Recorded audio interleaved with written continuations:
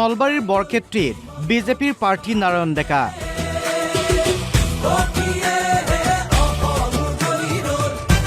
প্ৰাৰ্থিত্ব ঘোষণাৰ পাছতে বিশাল সমদল।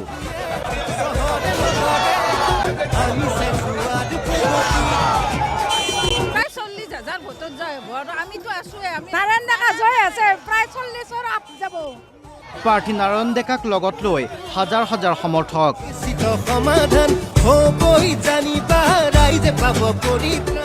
এয়া নলবাৰী জিলাৰ বৰক্ষেত্ৰী বিধানসভা সমষ্টিৰ দৃশ্য। বিজেপিৰ প্ৰাৰ্থী তালিকা ঘোষণাৰ পাছতে এইদৰে সমষ্টিবাসীয়ে প্ৰকাশ কৰিলে উল্লাস।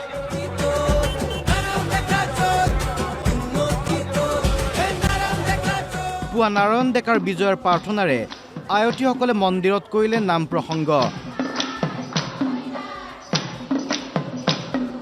তাৰ পাছত বিজেপি প্ৰাৰ্থী নাৰায়ণ ডেকা উপস্থিত হৈ মন্দিৰত সেৱা লৈ অংশ ল'লে সমদলত।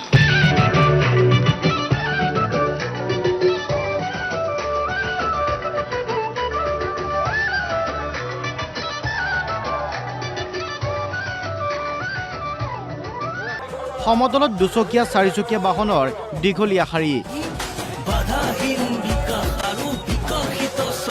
সমষ্টিটোৰ বৃহত্তৰ অঞ্চল সামৰি ল'লে এই সমদলে।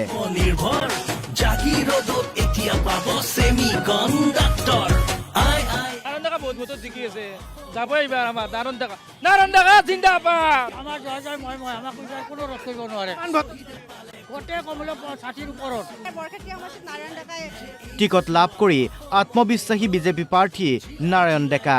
বিজেপিৰ কেন্দ্ৰীয় নেতৃত্ব, ৰাজনৈতিক নেতৃত্ব, প্ৰধানমন্ত্ৰী নৰেন্দ্ৰ মোদী ডাঙৰীয়া, আমাৰ নীতিন নবীন ডাঙৰীয়া, অমিত শ্বাহ ডাঙৰীয়া, হিমন্ত বিশ্ব শৰ্মা ডাঙৰীয়া, আমাৰ ৰাজ্যিক সভাপতি দিলীপ শইকীয়া ডাঙৰীয়া আৰু আমাৰ বৰক্ষেত্ৰী সমষ্টিৰ সকলো কাৰ্যকৰ্তা আৰু শুভাকাংক্ষী ৰাইজক ধন্যবাদ জনাইছোঁ। আৰু পুনৰ বৰক্ষেত্ৰী ৰাইজৰ সেৱা কৰাৰ কাৰণে দলে মুখ্যমন্ত্ৰী এটা সুবিধা দিলে আৰু মই মোৰ শক্তি যিমানখিনি আছে সকলোখিনি শক্তি বৰক্ষেত্ৰী ৰাইজৰ কাৰণে সমৰ্পিত কৰি আছোঁ, ভৱিষ্যতলৈ কৰি যাম। বৰ্তমান সমষ্টিটো আছে কংগ্ৰেছৰ দখলত। পূৰ্বে এই সমষ্টিটোৰ পৰা বিধায়ক হৈছিল নাৰায়ণ ডেকাই। সমষ্টিটো পুনৰ কংগ্ৰেছৰ পৰা উদ্ধাৰৰ জোৰদাৰ প্ৰয়াস এইবাৰ বিজেপি কৰ্মীসকলৰ।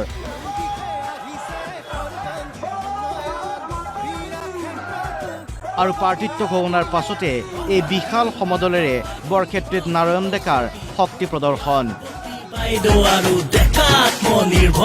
দলে দলে সমৰ্থকৰ উপস্থিতিত বৰক্ষেত্ৰীত ৰণহুংকাৰ বিজেপি প্ৰাৰ্থী নাৰায়ণ ডেকাৰ।